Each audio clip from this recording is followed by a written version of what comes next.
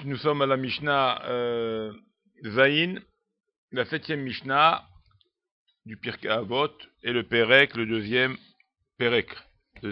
Donc, Perek Sheni, Mishnah Zayin. Ou Aya Omer. C'est toujours Hillel qui parle, Hillel Azaken, et nous dit la chose suivante. Ou Aya Omer. Marbe Bassar, Marbe Rima. Beaucoup de chair, beaucoup de vers. Pas des vers comme ça. Beaucoup les. Voilà. Marbe Nechassim, beaucoup de biens. Marbe Daga, beaucoup de soucis. Marbe Nashim, beaucoup de femmes. Marbe Keshafim, beaucoup de sorcellerie. Les femmes, ils s'embrouillent. Marbe Shefachot, beaucoup de servantes. Marbe Zima, beaucoup de prostitution. Marbe Avadim, beaucoup de serviteurs. Marbe Gazel, beaucoup de vols. Par contre, deuxième phase de la pièce, Marbe Torah, beaucoup de Torah. Marbe Chaim, beaucoup de vie. Marbe Yeshiva, beaucoup d'assises de Torah, c'est-à-dire tu es assis, tu es à l'Yeshiva, tu apprends. Marbe Chorma, beaucoup de sagesse, beaucoup de Chorma. Marbe Etza, beaucoup de conseils. Marbe Tevuna, beaucoup de Tevuna, c'est-à-dire il est d'expérience, on va dire il a conscience. Il sait ce qui se passe. Marbe Tzedaka, beaucoup de justice, de bien, tu donnes le bien autour de toi. Marbe Shalom, tu entraînes le Shalom. Tu répares les choses, tu arranges tout. Tu donnes le Tzedaka, tu arranges les gens, tu fais qu'elle est magnifique. Kana Shem Tov, Kana Shem Tov, il a acquis un bon nom. Il a un Shem Tov, j'ai un bon nom. Kana Leatzmo, c'est pour lui qu'il a fait ça. C'est son intérêt. Kana Lo Divrei Torah, tu t'es acquis des paroles de Torah. Kana Lo Chaye Olam Haba, tu vas acquérir, tu vas avoir le monde futur. D'accord? Donc cette Mishnah, quelque part, elle nous donne la chose et son problème. La chose et son problème. Ou l'avantage, on va voir, ou la chose et l'avantage. Donc ça veut dire qu'on peut voir dans la vie de l'homme, il y a des choses qui sont à la fois une chose qui a... Alors si on analyse les choses qui sont pas bonnes, d'après ce qu'on voit ici dans la Mishnah, c'est quelque part tout le côté matériel. Je ne sais pas si vous avez fait attention. C'est que les choses matérielles. Pourquoi c'est les choses matérielles qui vont nous faire le côté des soucis, le côté des problèmes, le côté du vol, de Shalom. Pourquoi? Parce que le matériel est limité. Tout ce qui est limité, donc s'arrête dans le temps. À un moment ou l'autre, ça va s'arrêter. Donc, si maintenant, moi, je mise sur des choses qui vont être limitées, du temps, dans le temps, donc je mise quelque chose qui ne peut pas être vrai, qui ne peut pas être éternel, qui n'est pas durable. Donc, ça va me faire comme un boomerang, ça va me renvoyer la balle dans le problème. Qu'est-ce que le problème va engendrer? Cette chose-là va engendrer un problème. Parce que tout ce qui est matériel, si j'abuse de ça, parce que ça, là, c'est l'abus. Là, c'est l'abus. C'est pas que c'est pas bien. C'est bien la viande, c'est bon la viande. Ça donne des protéines, ça donne de l'énergie. C'est bien la viande. C'est bien une femme. Il faut se marier. Vous voyez? Donc, c'est l'abus, c'est le rajout, l'exagération sur la matière qui fait que j'obtiens maintenant le problème de la même matière, du monde de ça.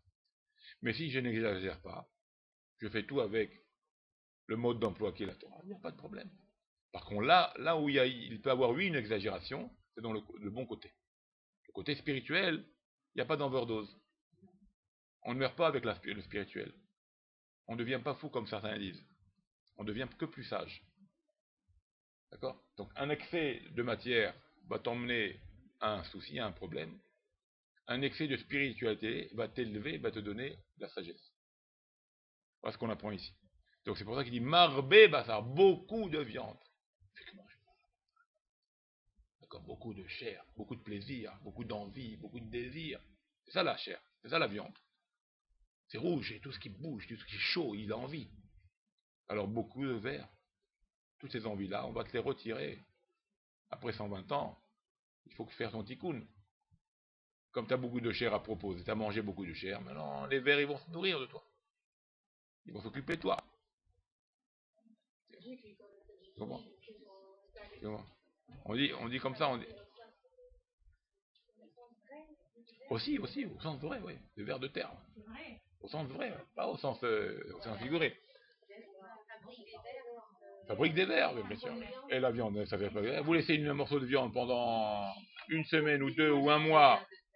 Hein, vous laissez une semaine la viande, même pas un mois, hein, même pas un mois. Vous laissez un congélateur, vous prenez de la viande, vous prenez même pas l'extérieur, vous le mettez dans un truc fermé, d'accord, sans fraîcheur, sans rien. Au bout d'un mois, même pas un mois, vous avez des vers. Il y en a un mois, même pas. C'est des vers qui sortent de la viande. Hein? D'accord, on l'a dit hier, tout de suite, elle est passée dans un système qui va. Ok, bon, Rachel.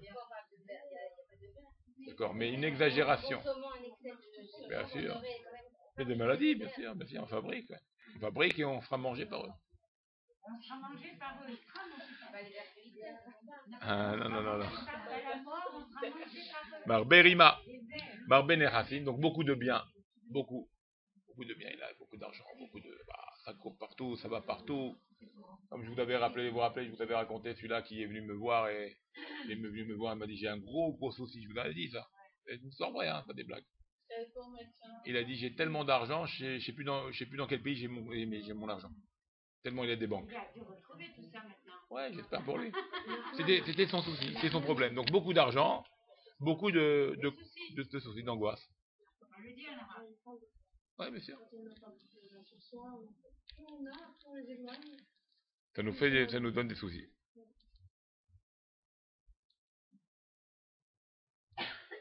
D'accord? Donc beaucoup de biens matériels, beaucoup de soucis, ça nous donne des dagot. Marbenachim, beaucoup de femmes, Marbek Shafim. Parce que chaque femme, elle va vouloir t'attirer, elle va vouloir te.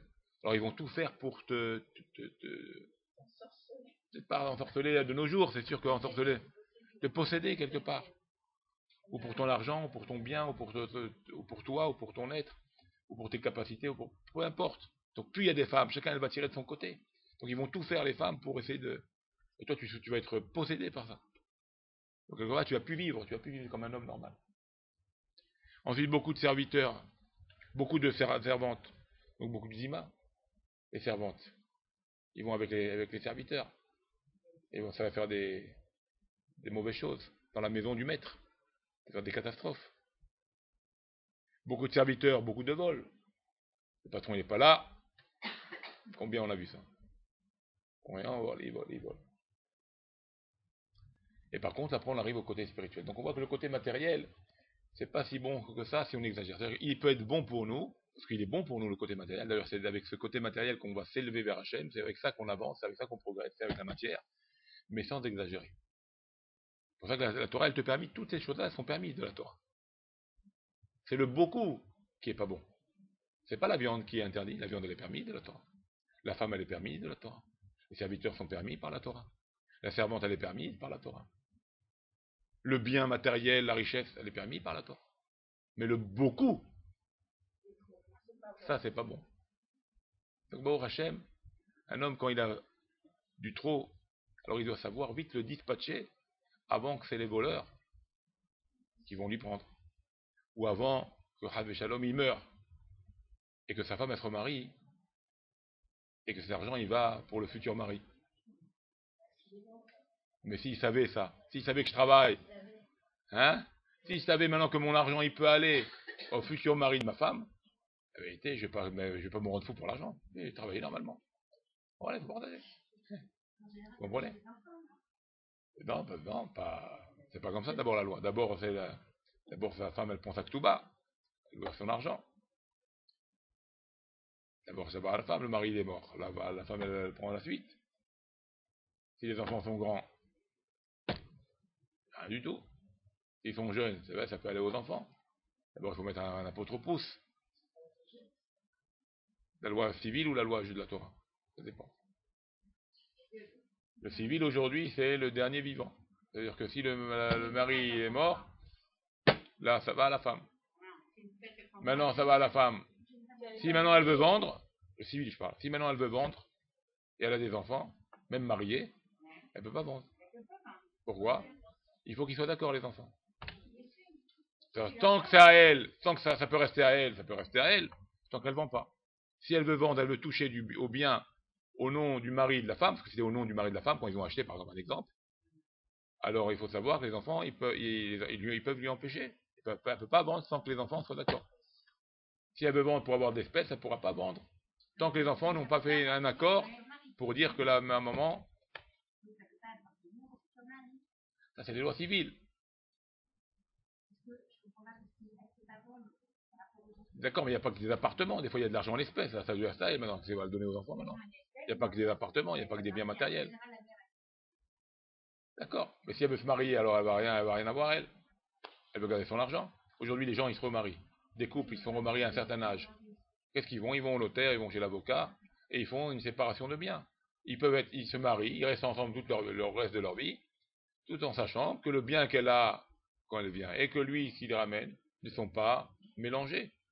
Quand lui partira ou elle partira de ce monde, ça ira directement aux enfants, et pas au mari, ça lui restera pas au mari.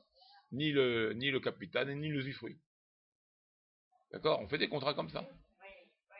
D'accord? Bon, voilà pour aujourd'hui. Mesdames Tachem. Merci, les brioutes.